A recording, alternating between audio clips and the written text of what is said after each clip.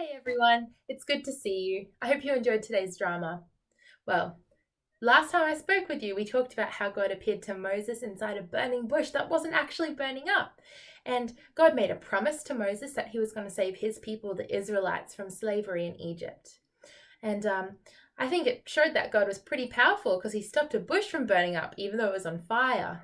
And well, God promised that he would do some other crazy miracles to show that he was going to save his people. So we're going to learn a little bit today about what he did.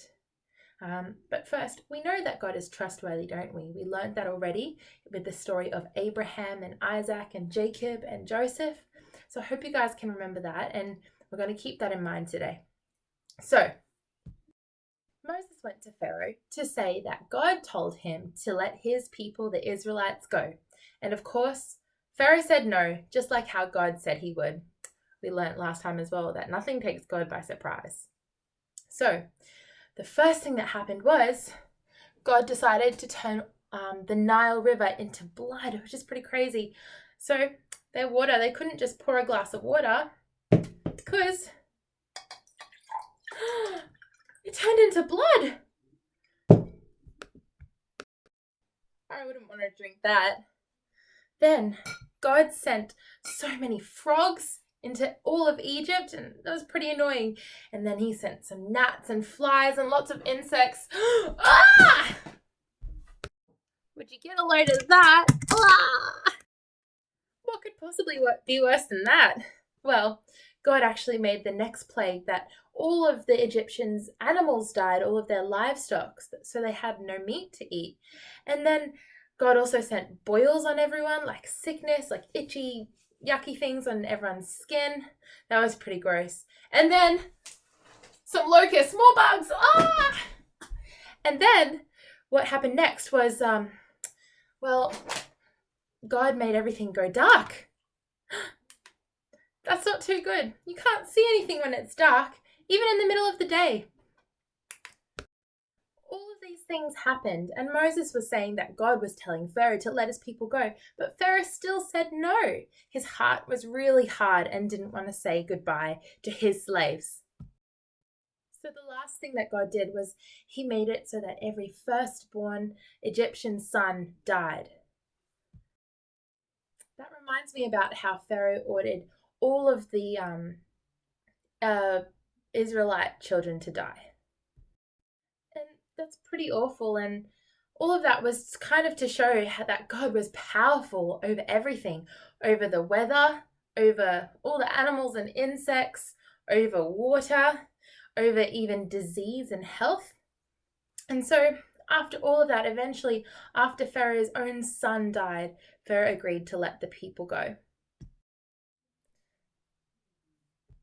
So the Israelites got ready, they packed everything up, and they headed out of Egypt.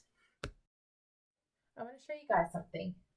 So here we've got our little scene.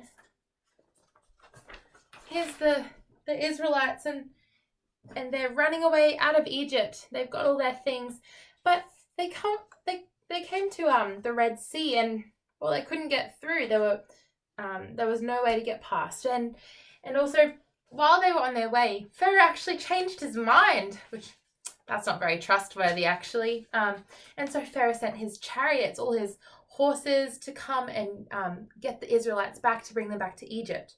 And so the Israelites were a little bit worried.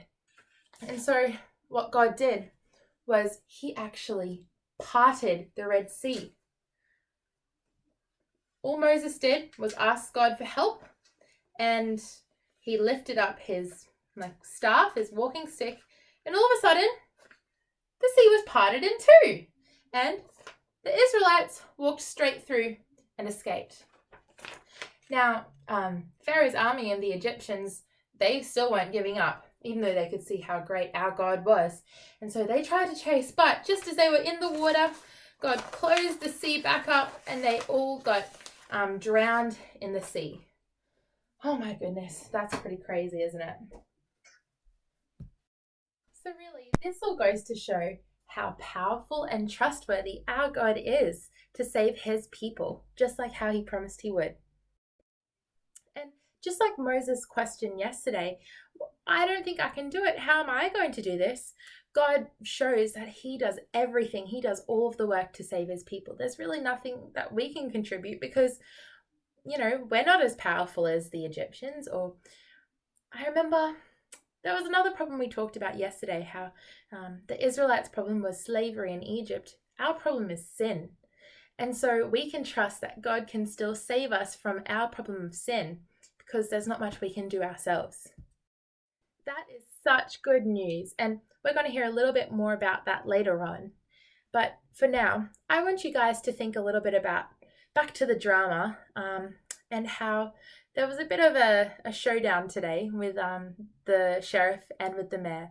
And I want you to think about, is that similar at all to the showdown between God and Pharaoh? I feel like it's not very evenly matched for poor Pharaoh. He could not stand up to our God who has power over all of nature and everything.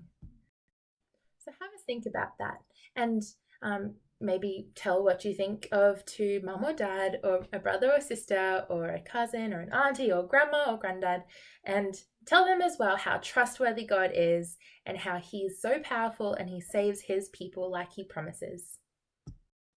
I'll see you guys soon. Thanks for listening.